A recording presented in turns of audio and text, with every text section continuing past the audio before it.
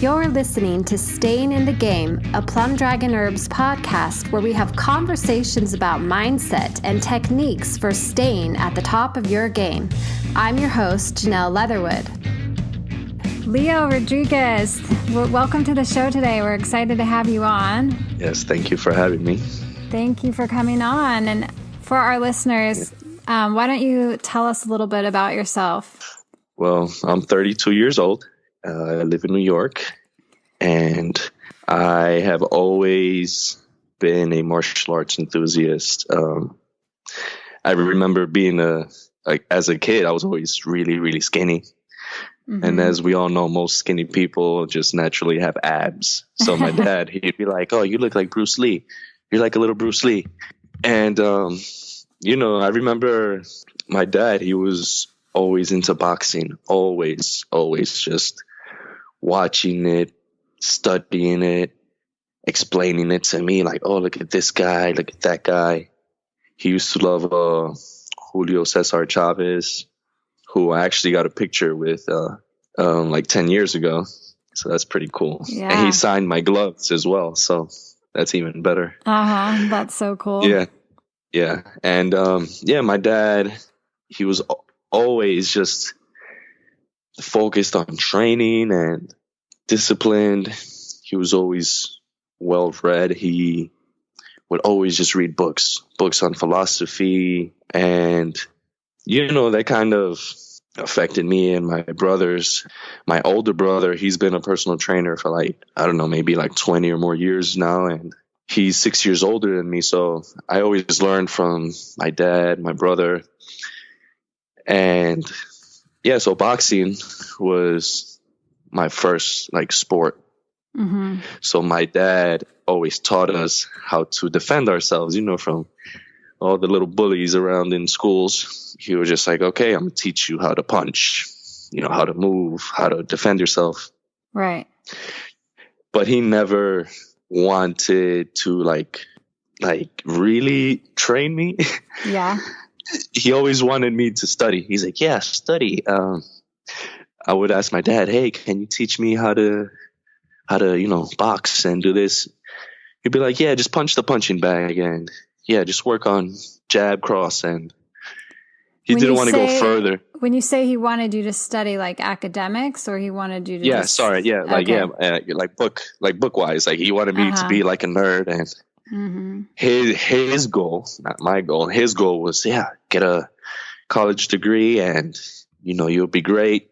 You'll have an office job, and you'll have your benefits, and you could be at a desk with the AC on, dressed nicely. And I'm like, sounds boring. I don't like sitting down anyway. So, I've always been, the Tasmanian devil of the family, always jumping around, always a lot of energy. Yeah. You needed to keep moving. This is a funny story. I know a lot of people probably maybe nowadays won't like it, but it was, it doesn't bother me. I think it's kind of funny. When I was a child, maybe 2 or 3 years old, my parents basically had to tie me to the couch because I was just so energetic, always climbing things, breaking things. And they just didn't know how to handle me. They're like, "Okay, just tie him." Yeah. But so boxing was always my thing. And it wasn't until it sounds like you needed an outlet. Yeah, exactly. That was just like Mike Tyson would say that the training was what tamed him. That's what kept him from doing bad things, was just train for hours and hours and hours. And I remember when I was 15 or so. So from the age of 15 through 18, I lived in Dominican Republic with my parents. Okay. For those 3 years, and I just kept bugging my dad. I'm like, "Dad, please just teach me how to box." And he was like, "All right, I'll show you some stuff." And we just started. So was he trained in it then? Oh yeah, he trained for many years. He just had really, really bad like managers, trainers, promoters, I mean. So he never really got to fight like big fights. But I know my uncle, his brother, fought in Madison Square Garden in the Golden Gloves. Oh, wow. Yeah, and I think he got second place. And again, like, since I was a child, I was always surrounded by fighting, like watching it, hearing it, seeing my uncles in New York City in a small, tiny apartment, move the couch, move the TV, move everything, and just start sparring in the couch, in the living room. And I would see my dad, my uncle with black eyes, busted lips. Oh, wow. Yeah. So I'm a kid and I'm like, oh, this is awesome, you know? Right. But it was normal to me. Fighting was normal. It wasn't seen as something extraordinary or, hey, let me go to my 1 hour little boxing coach and just hit the pads for a little bit. And had you done any of that up till that point? No, as a child, no. But my dad, there's pictures of me like, oh, there's actually a video. I don't know if it's still around. Maybe it got destroyed, but there's a video where I'm in diapers. My younger brother is also in diapers. He's 2 years younger than me. And we're just fighting. We're like sparring with actual like 16-ounce gloves. Oh, cool. And my dad, he's like, easy, easy. You know, to me, he's telling me to go easy on my brother. He's like, easy, easy. Aww. So I was just like swinging at him, and my brother would just start crying if I hit him too hard. That's funny. Well, so finally then when you were 15, did he relent? A bit. Yeah. So what happened was I just begged him, like, Dad, please. Like I was like suffering mentally. I'm like, please, you have all this knowledge. Like, just teach me something. So he's like, all right, start off with the jab. Let me see your jab. And I just started jabbing, and we worked on that day. He was like, wow. He was like, okay, now I see that you really want to learn. So from that day forward, he started teaching me a bit more than, you know, if I could put it in any other term. I went from like a white belt to like a blue belt in his eyes. You know, he's like, okay, now I could show you more stuff. And, you know, it went like that for the next few years. At 18, I decided to come back to New York City, and I didn't really train much for, you know, in the fighting. I started lifting weights with my older brother. And what year was that about? So 18, let me see, it was 2005. Okay. So 2005, I'm back in New York. And I started weightlifting with my older brother. And so from there, I remember searching and looking for a gym in New York. And I remember seeing Renzo Gracie Academy. I'm like, this looks interesting. Jiujitsu, okay. And I remember, I think someone rated, 2 stars, 3 stars. And the guy wrote something like, oh, I don't feel like I get much attention there, and blah blah blah. He was just like complaining, really. Yeah. But me, not knowing any better, I was like, oh, maybe I shouldn't go there. Yeah, maybe nah. And I just kind of ignored it and never even tried it. If I was smarter back then, I would have been like, no, let me just look into it myself and see what I like, see if they like me. Maybe they didn't, I don't know, maybe they didn't like him, maybe he just sucked. Right. So I regret letting that one little review affect me, because years later I started training in the New York Athletic Club, which is it's by Central Park. It's been around in New York for over 100 years. Very, very awesome place. I trained there for about a year and a half, maybe 2 years. I can't remember. So my boxing coach, Shawn Raysor, died of cancer. Oh, no. Yeah, so that really, really sucked. I was really down after that. And I felt bad for all the other guys that we were training as a team, because I remember Shawn Raysor, he's like, Leo, I might have you do the Golden Gloves this year, but if not, definitely you'll be ready by next year. I just want to see like what you do the next few weeks, next few months. I just, he died, man, and it sucks so bad. Oh, that's so devastating. Yeah. He had cancer, and I remember he was fine. But the chemo was killing him. His face got swollen. And one time, he was just in the hospital, and he died of a heart attack, basically. Like, the chemo just destroyed his body. Oh, that's awful. And, yeah, so I remember that kind of destroyed me a bit. So it also opened another door, and I said, you know what? I feel confident enough in boxing, and I love mixed martial arts. By this time, I'm already deep into Bruce Lee. So, which for our listeners, they should know that's your Instagram profile. So Bruce Leo. At Bruce Leo, Yeah, Bruce Leo. So I used to train. So the same gym where the president of the boxing club said, hey, you should come to the New York Athletic Club. I used to train with this girl, and she was like, you know what? I'm going to call you Bruce Leo. I was like, oh my God, my life just changed. That was like, that's it. That should be my name. I'm going to change my name now. So, so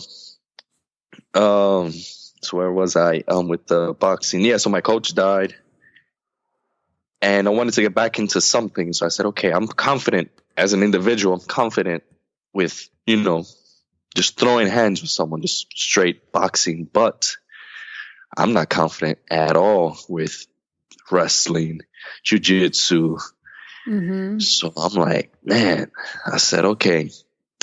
So I know a lot of the listeners will know who Bas Rutten is. He was the heavyweight champion of the UFC.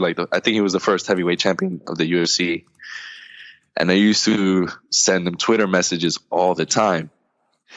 And one day I was like, hey, boss, where in New York City can I go and get legit training? Not just crazy sparring, not just, two like animals just fighting. Where can I get legit training? And he was like, oh, Renzo Gracie, of course. And I was like, oh, man. So, I did what I was supposed to do years ago. Yeah, so I went the first day. They treated me like I was their friend from day one. Like, super friendly, super awesome. The vibe I got from them as individuals, like from the professors, from the students, everybody was just super cool, super chill. The first 6 months of training, I picked up so fast. Just as a white belt, I got my first stripe, and not that this is anything special, it's not, but I'm just saying, I got my first stripe within a month or two, but what I'm trying to say by that is I started going, I don't know, almost every day, 5-6 times a week, taking the evening classes mostly at the time. I would stay extra after class, before class. So I was just obsessed with it. And they recognized that. The professors are like, okay, this guy always here, always practicing, he's picking up stuff. And I remember I met Wonderboy Thompson there, who's a UFC fighter. I was like, hey, you're Wonderboy, right? He's like, yeah. And we just started talking. And I told him, yeah, I'm a white belt, just started training here. And he said something that I thought was really cool. He said, yeah, at first, you're the nail. Over time, you become the hammer. And I was like, oh, man, that's so awesome. And that's how it was for the first few months. I just got beat up. And it's frustrating, but it's like learning a language. You can't expect to have a dialect, with a whole conversation with someone your first month. I remember I met this guy that was a wrestler, and we started training Chinese wrestling. So It's called Shuai Jiao. Yeah, you said it's a really rare type of martial arts. It's rare in America. In America. But in China, that's what they do. And those guys are amazing. If anyone listening is into wrestling, even jiu-jitsu, if you want to learn how to throw people or take them down, judo, Chinese wrestling, any type of wrestling will help you a lot in jiu-jitsu competitions, if that's, what you like to do. And I just want to say, Renzo Gracie, I've met Renzo before. I've spoken to him. He spoke to me like he knew me forever, like just super chill.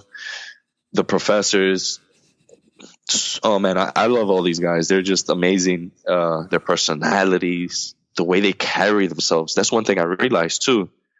Going from a boxing background to jiu-jitsu, the way the professors carry themselves, they're just so chill and confident in a way. I'm like, oh my God, like these guys are just awesome, like just cool people.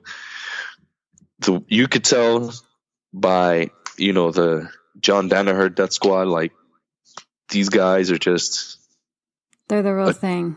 Yeah, they're legit, man. Like Gordon Ryan, Gary Tonin. Best Instagram pages. I follow these guys on Instagram. They're just funny, hilarious. Yeah, and they're just cool guys. These are just martial artists. And that's what I love about them. They don't care. They don't want to impress no one. They just compete because they want to. They want to show, hey, look, this is what I do. This is what I love. And that shows in the art, like the art they express there. And one thing I love, like Gary Tonin, he went, he's a black belt in jiu-jitsu, and he's like, all right, I want to do mixed, like UFC type fight. I forgot what he fought in, but yeah, he started doing mixed martial arts. Like, I just say that just so people could understand, like, UFC, he wasn't in the UFC, but something similar. I forgot the name of it now. But, yeah, I love that. That's what I love.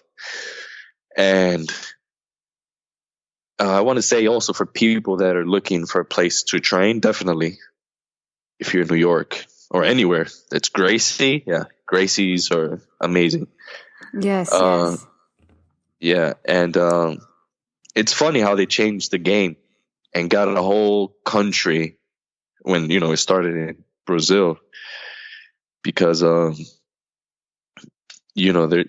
their family just does it. I remember listening to the professors, the Gracies, like, they were like, yeah, I did this when I was like a baby. Like when I was like 2-3 years old, like they were like, yeah, I thought I was just playing. And so many Gracies, I think, I don't know, but like the entire family, it seems like they're all into jiu-jitsu, which is awesome, but it's like their way of life. It's like, yeah, you just do it. They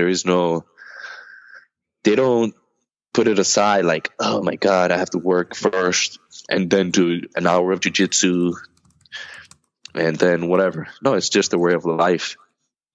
And that has shown in their art. They express that in their art. They're just, it just comes like second nature to like nothing. Yeah, and they're amazing. So yeah, injuries, I've had a few, as you can imagine.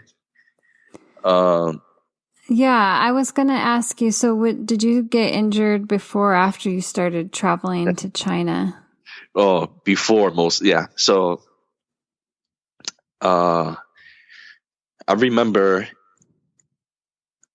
so when I was 15 years old, when I was in Dominican Republic, I remember I was chasing my cousin around. We were just playing. I was running, and the maid inside the house, it's Dominican Republic. There was no wet floor sign, careful, caution. I slipped and fell no. straight on my head. Never in my life would I even imagine just falling like the cartoons when they slip on a banana peel. That's exactly what happened to me. I slipped, boom, smacked the back of my head. I didn't even have time to stop myself with my hands. And that 1,000% sure was my first concussion. At the time, if you ask me, okay, what do you remember? I'd say, I don't know. I don't remember anything about it. Like, I remember, all I remember that stayed with me throughout all these years was my dad saying, you know, he's old school. So he's like, oh, don't go to sleep. If you go to sleep, you could not wake. You know, you get hemorrhage your head, whatever. I remember he went to get me in the room because I was in the room, like resting. And when he opened the door, I remember I looked at him funny. I looked at him like, you look different. And in a way, I want to say, like, I didn't recognize him. But I just remember, like, the lights. Like, the light, the way his skin looked, the reflection. I looked at him funny. And I never forgot that. So, you know, doing all my wrestling and not understanding concussions and training with people that, you know, maybe you're a little crazy. Sometimes you train with white belts and they could, you know, be a little too aggressive and not know what they're doing. And you don't expect it. And I hit myself a few times back of my head and also falling flat on my back. It's in the pool flat on your chest or your back. It's going to hurt. So thinking about it now, I realized that just me smacking the back of, you know, my back straight on the mat wasn't helpful at all. And I remember 2017, I'll never forget this, towards November, December, I just had double vision. And I am like, oh, that's not cool. I see that's two scary. of everything. Yeah, if people are like, oh, okay, what does that mean? No, you cross your eyes and try living like that. Just cross your eyes. See how that feels for a few seconds. That's what I felt. Oh, that's awful. Yeah, so I went to the eye doctor. This is, again, I don't care what you call yourself. That doesn't mean you have all the answers and you know it all. So I went to the eye doctor. Supposedly one of the best places. I'm not even going to mention where I went. They were just like, oh yeah, so what's going on is the muscles in your eyes, and you know you're getting older, and blah blah blah. So I was like, okay, I kind of believed it. I was like, all right, you're the doctor, you should know, right? Right. I guess luckily, not so luckily, my best friend had a small car accident. And, you know, he had a car accident, but it was fine. So I asked him, I said, hey, man, how you doing? He said, well, you know, I'm fine. I just have a little headache. Doctor said I have a concussion. You know, I hit the back of my head in the car, but my vision is a little messed up. Oh, wow. So that really helped you figure out what was going on with you. Bingo. I said, oh, my God, this is it. This is it. So I started just researching. You know, Google is the best doctor. No, that's a joke. But it seemed like it because I was finding all the answers myself, and it made sense. I said, oh, okay, now I know, because I started when I was wrestling as well. I started training in very hard mats. Not like Jiujitsu mats. I'm talking about weightlifting mats, because we had nowhere else. You know, it's New York City. It's super cold. Sometimes we couldn't just train outdoors, even though we did sometimes. And I think over time, the sub-concussions blows of boom, boom, just the shaking of the head. I remember asking this Chinese girl, I said, how do you say concussion in Chinese? And I don't remember what it was, but she said it. And I was like, oh, what does that mean? Like how do you guys translate it? And she said it's like brain shaking, like head jostling or brain jostling, something like that. So I feel like that's what affected me. And I could tell you, till this day, I have double vision. Oh, you still do? Yeah. So this is what I want to explain to many, many people, because I feel as a person like myself that's had the concussions, you look at me, you're like, oh, he looks healthy. And you're like, he is fine, 100% fine. Mm-hmm. But when I walk around and I have double vision, I'm not fine. But no one can see that. No one can see what I see. So, again, what did I say from the beginning? I hit the back of my head, right? I hit the back of my head, back of my head, back of my head. It was almost always the back of my head. Mm-hmm. Your brain, the occipital lobes, the back of your head, of your brain, is where most of the process is for vision. Yeah. The frontal lobe is your emotional, your cognition, like your cognitive, like decision making. I highly, highly, highly recommend people watch Concussion, where Will Smith is the main actor, which is about the real doctor. It's a true story, basically, about the doctor that discovered CTE. So the doctor was like, wait, these guys have this thing. It looks like clots, like blood clots, like just spots, basically. Like in a microscope, obviously, it looks a lot different, but you can still kind of see spots. You're like, huh? He was like, that's funny. What is this? He's like, their brain looks like they're 80 years old with Alzheimer's. Wow. So, that's kind of scary. So with me, I kept going to the doctor, kept going. I did eye therapy for weeks and weeks and weeks, and I didn't see much improvement. Mm-hmm. It wasn't only until I stopped training completely. Mm-hmm. Or warming up. When to warm up in wrestling, sometimes we'll roll, like do a front roll or back flip or front flip. I get headaches very, very, very easy. Mm-hmm. I remember 2017 was my worst year. I couldn't see the movie theater, a huge screen. I couldn't stare at it without seeing two images. I would have to like close one eye, like I was like a pirate basically. And I started noticing nighttime, my vision was so bad. My headaches were so bad. If I had had any alcohol, it just multiplied everything by 10. What happens in nighttime? How do you feel, Jenna, at nighttime? You feel tired, right? Yeah. Uh-huh. Your brain starts shutting down. So what happened was my brain was trying to shut down. It's getting tired. So I'm physically more tired, of course, nighttime. My brain is shutting down. So the symptoms of the double vision was worse. At night. Headaches were worse. Mm-hmm. I went to my first neurologist, whatever they want to call themselves. I don't know.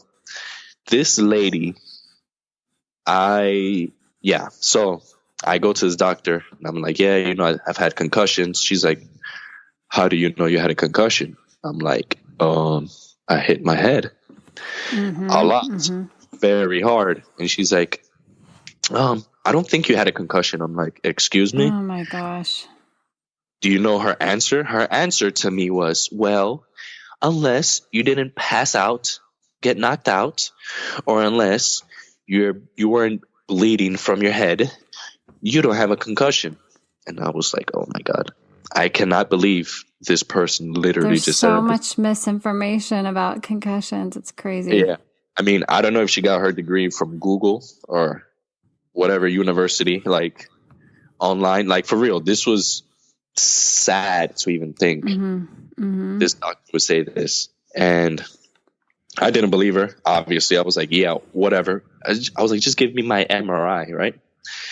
So there's two things. There's a fMRI, which stands for functional MRI, and there is the regular MRI. A functional MRI detects more of the activity in that area of the brain. So it'll light up. So you see like gray matter, like a gray image. And if you show me a picture, I don't know, somebody, supermodel, certain areas of my brain will light up. Right. So they're like, oh, that area of the brain is working. So with fMRI, you could detect more, okay, this area of the brain is lacking of whatever, blood flow, oxygen, whatever, that it's not working properly. So she was like, I don't know what an fMRI is. I was like, oh. Really? And I was, yep, I had to Google it in front of her. She's like, let me see. She's like, well, I don't know about that. I'll give you an MRI. And I was like, okay, doc, whatever. Oh, my goodness. So I got that from her. I'm surprised you didn't just leave at that point and find another doctor. Yeah. So, yeah, I did more research. Alcohol, it just multiplies it. The best way I could explain a concussion is alcohol. Have you seen drunk people? Do you see how they drive? They can't drive straight. They can't walk straight. They can't talk straight. They're slurring the speeds and they look stupid. They act stupid. That's exactly what people that have concussions, that's how many act. Because it's not that they want to. It's their brain is literally damaged. Again, I'm not the scientist. I'm not that doctor that was saying, oh, no, concussions, you need to get knocked out to have a concussions, whatever doctor. But I know enough and use logic to realize and notice patterns like, okay, that's how it felt. When I said earlier, I had crazy headaches. I felt sick. I felt nauseous. What happens after a day of a lot of drinking? You get hungover. How do you feel when you're hungover? Your brain hurts. Everything hurts. You feel sick. You don't have a lot of energy. That's how it feels when you have a severe concussion like what I had. Right. Severe concussion, so where my vision was messed up. Just daily. A hangover. The only person I know that ever used that analogy, I never heard it before until Dale Earnhardt Jr., the race car driver, mentioned it one day in an interview he had.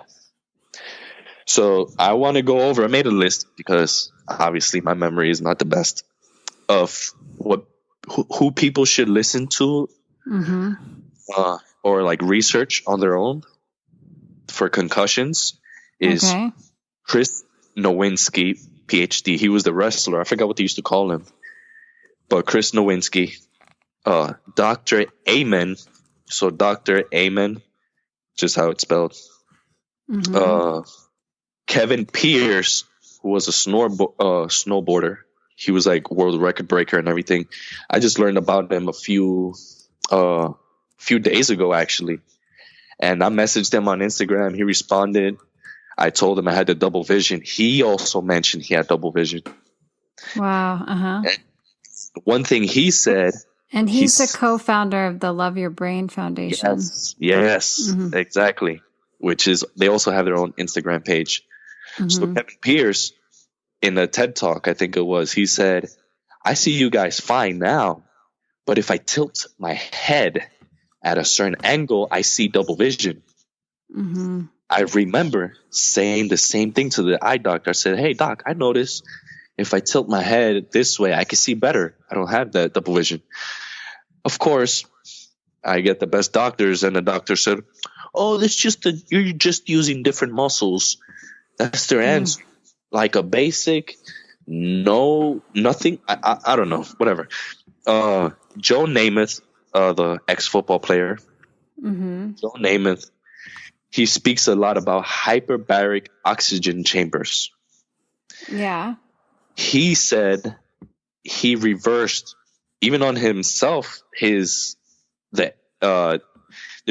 something called a SPECT scan, SPECT, SPECT scans, and they detect the blood flow in the area of the brain. So for people with concussions, like for me, for example, I'm pretty sure the back of my head, it's not going to light up as much.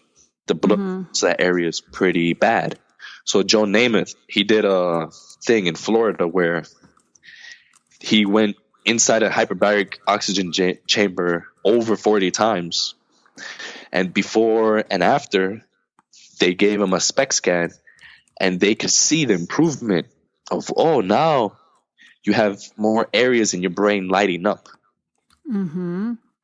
And oxygen chambers have been used for many, many, many years to cure, like if you have any cuts, like an infected cut or something, and it doesn't want to heal, with a hyperbaric oxygen chamber, it heals a lot faster. I've heard amazing things about those, yeah. Yes, and also Dr. Bennett Omalu, which the movie Concussion is about, who Will Smith plays.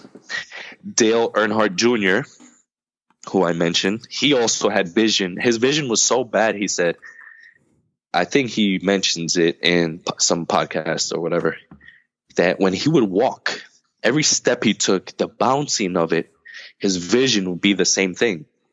Wow. So I'm assuming he meant like if I'm recording with my cell phone, I'm walking or running, that bounciness that you see in the video, he would see. And the last person that I have is Dr. Michael Collins. So Dr. Michael Mickey Collins, that's a doctor that helped Dale Earnhardt Jr. a lot.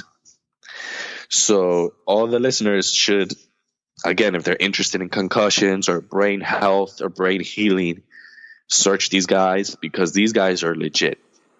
They've been either been through it themselves, have made improvements for. They're just the doctors, like legit doctors. These are doctors I wish I had the ability to, talk to and see. Like Dr. Amen, he is amazing. He's like, why do psychiatrists, if you have a bone injury, you see, a bone doctor. If you have a heart problem, you see a heart doctor. Right. And they would use tests to scan the organ. They'd look at the organ. Psychiatrists and psychologists, they're the only ones that don't look at the organ that they're trying to help, which is your brain. So Dr. Amen has done, I think, by now, probably close to 200,000 brain scans. The MRI stuff, the actual brain SPECT scans. So you could see. And he has patients where they would act crazy, do crazy things, say crazy things. And he's like, oh, yeah, look at your brain scan. This area is lacking whatever blood flow. And if we improve this, I'm pretty sure you improve this. And he has thousands of patients that have shown that. And the funny thing is, or it's not funny, but the crazy thing is, Bruce Lee died of like a brain hemorrhage. And it was said that he died because the medicine he was taking for his back injury or something.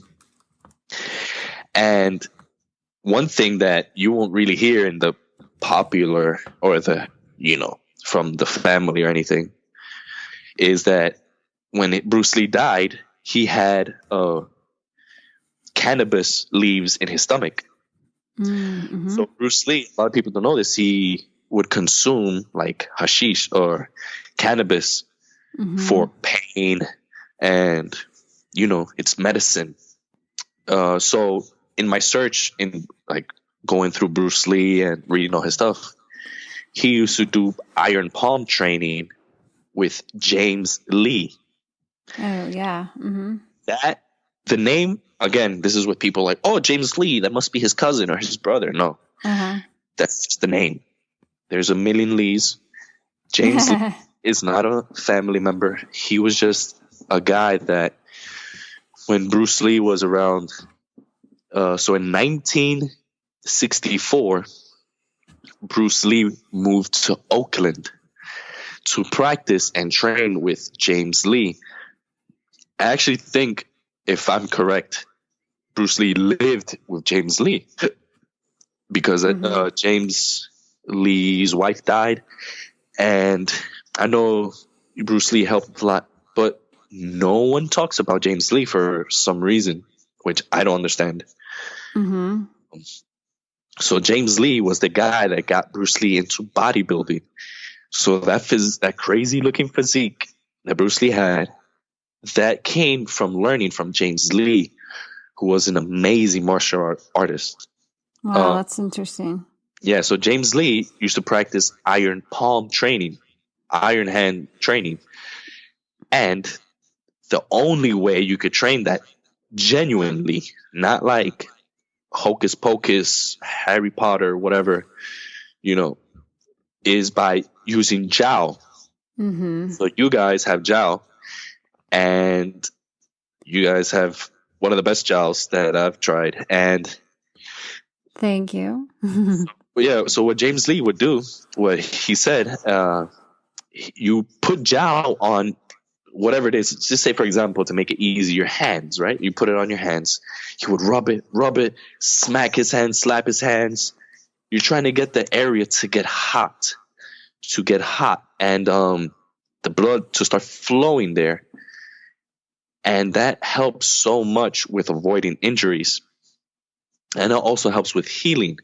So in a way, you're boosting your body's ability to smack bricks. Go ahead and try to smack a brick as hard as you can to try to break it. It's not going to just work. You have to train, condition your body to it. So one time, James Lee, and I know my story is I'm not going in order exactly, but whatever. That's okay. We'll go back to... You can replay and take things down if you have to. Not you, but your listeners. But yeah, so James Lee, Bruce Lee was like, wow, this is amazing. And he's like, yeah, look, let me show you. So Bruce Lee tried to break a brick, I think it was, or something. And he tried to smack it as hard as he could, and he almost broke his hand. His hand got swollen. And they were like, oh, oops, you probably broke it, but not sure. But, what James Lee did was use Jiao. And he rubbed it on Lee. He actually gave him a lot of Jiao because he had like buckets of it. Because the longer the Jiao like fermentates or whatever, mm-hmm. The stronger it is. And yeah, that's going to help you out. Like, that is amazing science. Mm-hmm. Fighting has been going on for thousands and thousands and thousands of years. And there's a lot to learn. Like I said, I know a lot of people who don't know about the Chinese wrestling I was talking about. It's just, these are cultures that have been doing things for thousands of years that Americans, we're the last, no, because in China. It's true that people don't know enough about it, and that it has been around for years and centuries, it is passed down traditionally, these liniments through like your martial arts lineage, and Sifus will have their own recipes and hand those down, but it hasn't made a widespread impact yet on like our society. People don't know about it widespread yet. And I feel it comes from again, going back to the American culture. And yes, mm-hmm. I'm American, so whatever. Mm-hmm. But what I'm saying is, they're like, oh, but you have to use this and ibuprofen. And no, ibuprofen is very, very bad for your gut health, just so mm-hmm. you know, and your joints. Like, anyway. But we talk a lot about that as well. Yeah, mm-hmm. yeah, the Jiao is something that's been around for thousands and thousands of years. Mm-hmm. And it's necessary for actual training, not only to prevent injuries, so you could do it whenever, after training, pre and post training, during training as well. Like I said, I have friends that would literally rub Jiao on themselves before a fight, before a competition. So the products you sell are not just to be cute. And it's not like cologne, like, oh, if you put this spray on, this girl's going to be all over you. No, This is legit with the Jiao. Like, the Jiao is something. And if people don't believe me, this is one thing I wish I did earlier. I forgot about this, but on YouTube, I remember there was a scientist. She was interested in Jiao and how it worked. And she did scientific work where she broke down the molecules of Jow, and she said, like, yeah, the older the Jow was, the stronger it was. And I just remember she was saying, like, yeah, this molecule helps with blood flow. This molecule helps with this and with that. So that's really cool. I'd like to find that video and share it. Yeah, I'll send it to you when I find it, and maybe you could post it. Yeah. And I remember that, and I'm like, this is awesome. I wish more people knew about this in martial art. Like, every martial arts school, every single one should have that. And not just because, oh, you have to do it for every class. No, if someone gets hurt, like I did in my wrestling competition, I hurt my ankle. So, like, I had a ligament that I popped. Like, so my foot, like, I twisted my foot and I fell.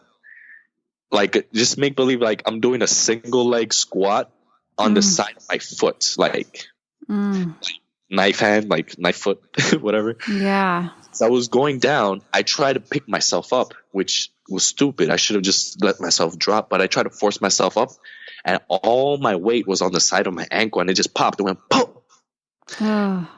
So what happens is, with ligaments, you get this pop feeling. Even if it's not fully torn, you get a pop feeling. So, I'm not going to be like, oh, I'm sorry, guys. I can't compete this year. I still trained. I still competed, and I still kicked ass. Like, I didn't care. I wanted to compete. This is what I do. I still had concussions at the time, and like really bad, but I didn't know as much at the time. This was 2018, I believe, when I was just kind of learning about it. And my friend gave me some Jow. He's like, here, Leo, try this. So I rubbed it on my ankle, and it felt a lot better. Like, it really did help with pain, with swelling, inflammation, and it just felt better overall. And I remember I said, wow, this feels good. I really like this. He's like, yeah, you could keep it. So I kept it. Oh, and just so people can know, that Jow was your Jow, the Plum Dragon Jow. Awesome. When I started reading about, Bruce Lee learned from James Lee. They're putting what on their hand? What? So Jow in Chinese is alcohol. So for people that don't know, Jow means alcohol. So I'm like, what is this? So I started researching, and I found your company, and I saw the way you guys, sell the ingredients separately as well. The way you guys store the Jow and everything. I didn't find really any other company that was doing what your company was doing back then. I can imagine now. That's why you guys are still number one now in my book. Thank you. We appreciate that. Yeah. So Felix Macias Jr., I found him, or I knew him from Facebook and everything. His father, Felix Macias Sr., trained with James Lee. Okay. So the guy that Bruce Lee lived with for over 2 years, which no one mentions.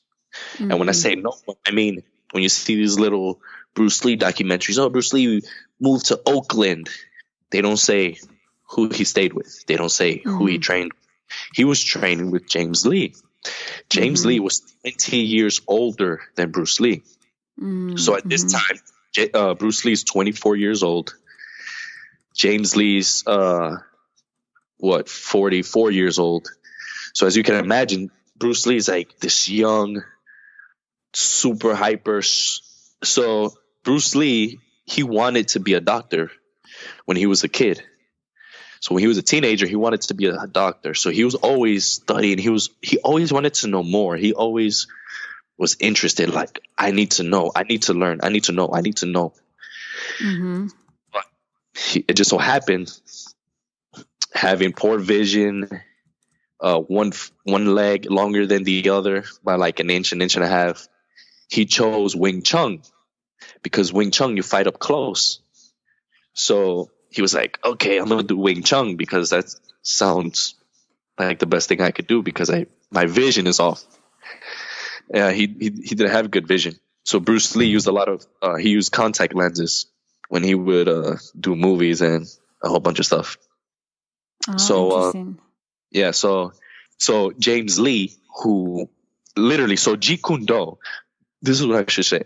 Jeet Kune Do was founded in Oakland with Bruce Lee and James Lee. Together, they were fighting scientists. Everyone knows this. There was pictures where Bruce Lee is drawing images of stick figures and even regular normal cartoon images of kicking, two guys kicking, fighting, wrestling. They were scientists. They were just like, if we're in a fight, right? How can I beat you? How can I stop you from hitting me? Or Bruce Lee's favorite move, kick to the groin, punch to the groin, go for the groin and the eyes, finger jabs to the eyes. Easy. I've done it in a street fight before, and it works.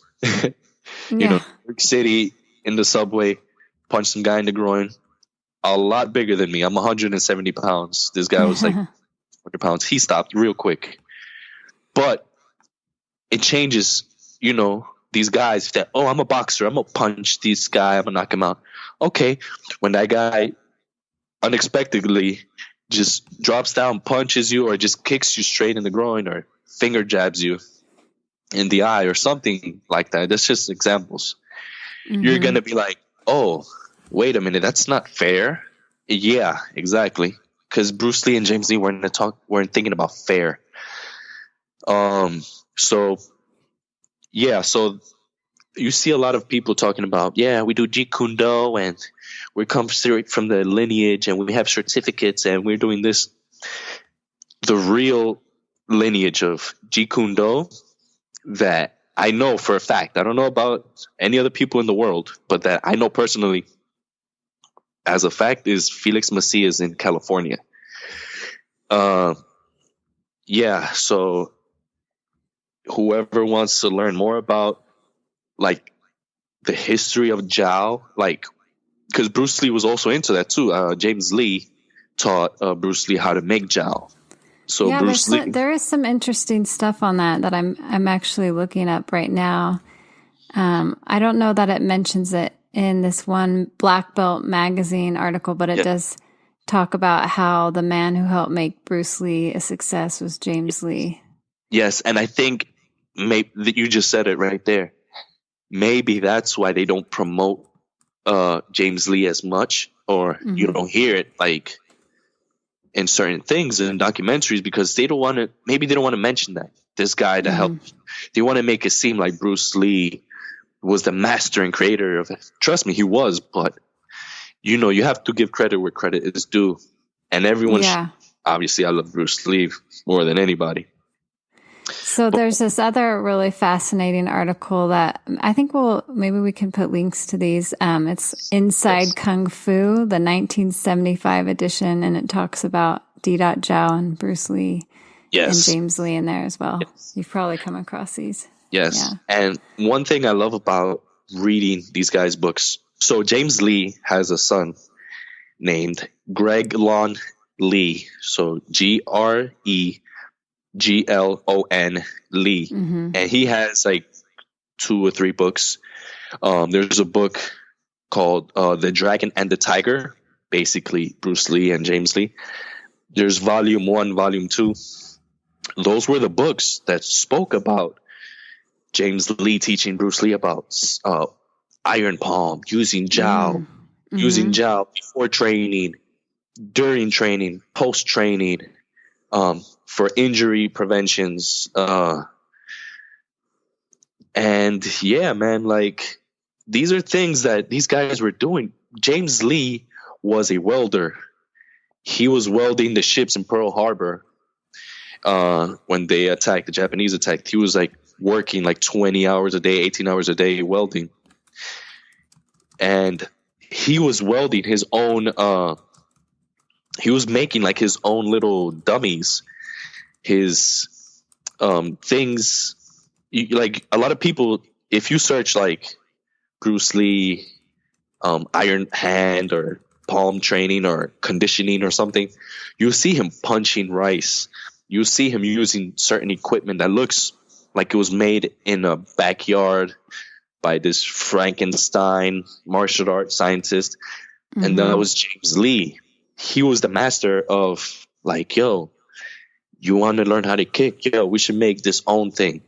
A lot of people don't know those MMA gloves, like with the fingerless gloves. That was Bruce Lee in that movie, Enter the Dragon or whatever dragon, that he was the one that kind of started making his own stuff. Mm-hmm. In That's that cool.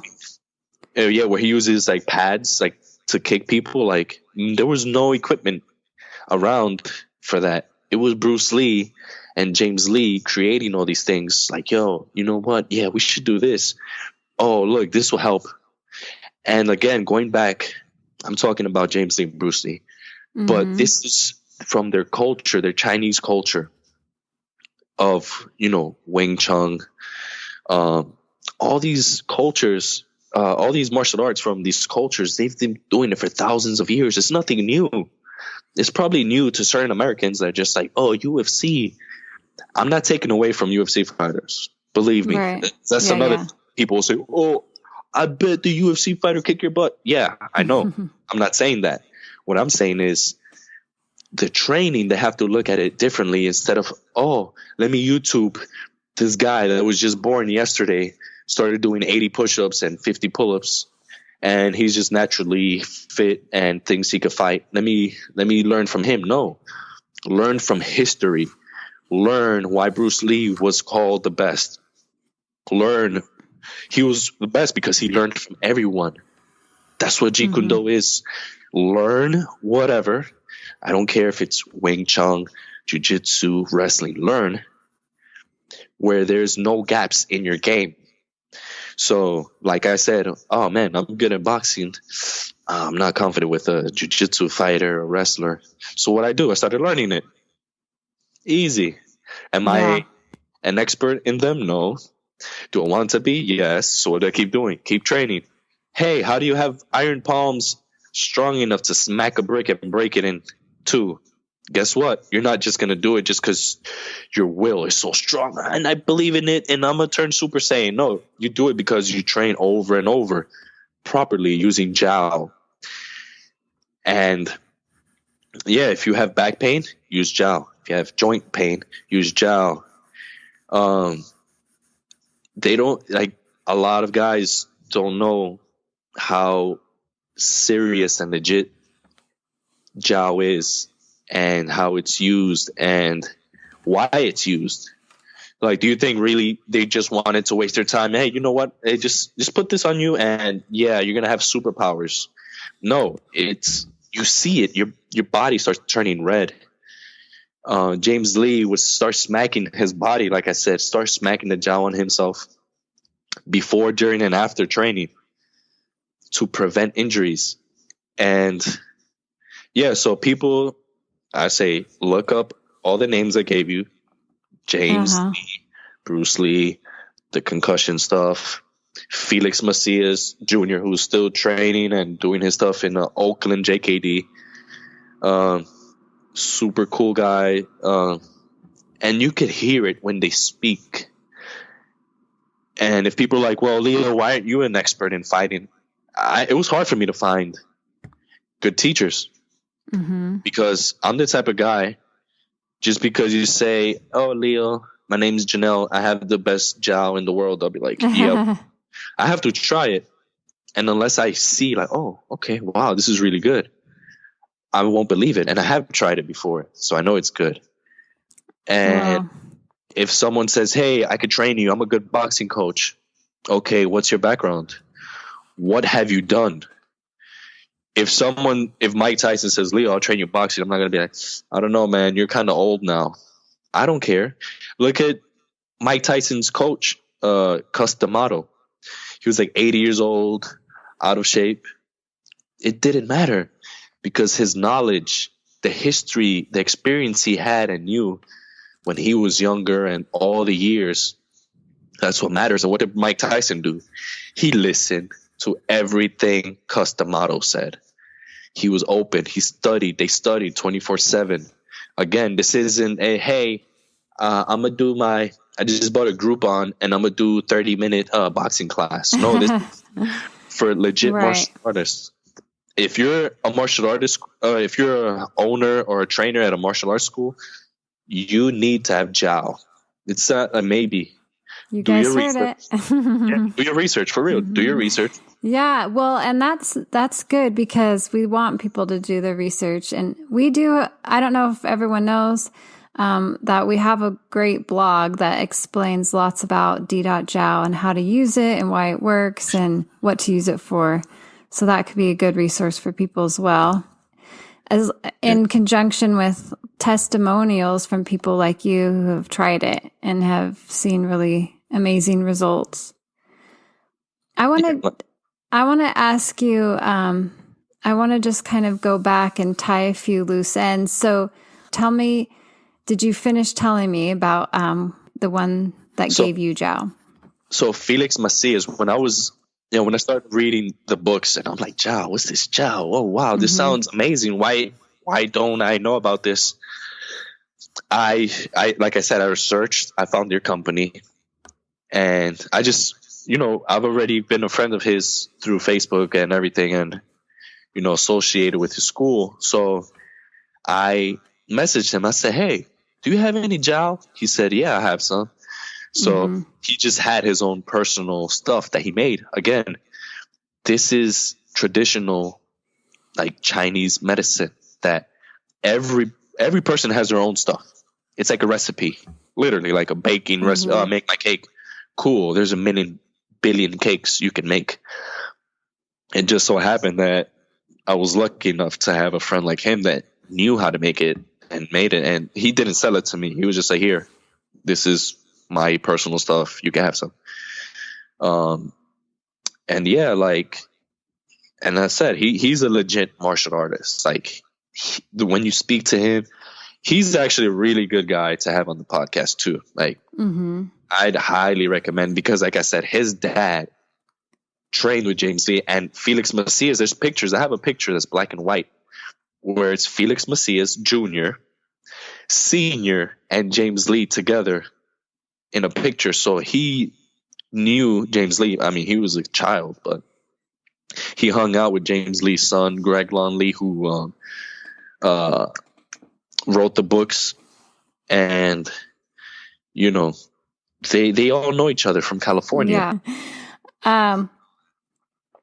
So, and then going back to when you competed in China and before you really knew the repercussions of maybe fighting with your injury, do you want to talk anything about that competition? So I one day was really, really sad and down, and I said, my training career is over. I can't do anything. I can't. Even the warm-ups, I realized, just rolling a bit, just rolling on my shoulder to warm up for jiu-jitsu or wrestling, I'd get headaches. I feel like crap. And it got to a point where I'm like, you know what, man, I don't care. Let me just train smarter and just avoid the shock. The people I train with, hey, careful. Don't slam me on my head.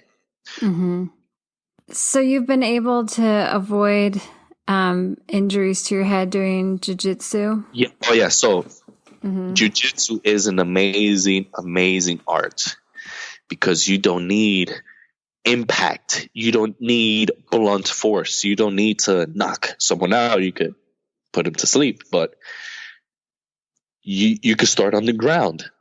You could, if you want to practice standing up and whatever. You could do whatever. You could practice on 1 foot, 3 feet, whatever.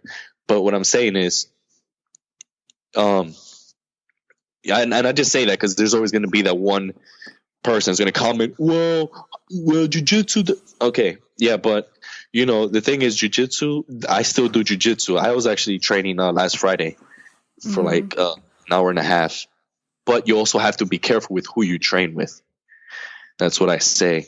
Yeah. And don't be afraid. I don't care if it's white belt, black belt. Be like, hey, man, just don't slam me so hard, please, or watch my head.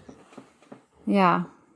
Well, it's been really fascinating talking to you about your injury and trying to help others take these types of injuries seriously and help them to recognize the signs that come with concussion, and also just all the fascinating facts about Bruce Lee. So I've really enjoyed talking to you. Should other people who want to get in touch with you reach out to you on Instagram? I don't mind. I'll talk to anyone as long as they're not trying to do no pyramid scheme or pictures. I'm willing to listen to people, and if even depression, suicide, like, just message me. I'll be there. I'll be here to listen to anybody that needs someone to talk to, or need a question, have questions, advice, or anything.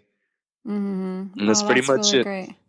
Okay. I love Bruce Lee stuff, so if you want to send... Yes, if you're a Bruce Lee fan, or you have questions about concussions or any type of martial arts that we've talked about on the show today, and also for your experiences with Dit Da Jow. So thank you. All right, Janelle. And you have a good rest of your day. We really appreciate you coming on the show. Thank you. And thank you to all of our listeners for joining us today. Be sure to visit us at plumdragonherbs.com for show notes, a transcript, and links to things we discussed today. Also, if you could just take a moment to hit the subscribe button, you'll be helping us spread the reach of this podcast to others who could really benefit from it. Our guests have amazing things to say on staying in the game.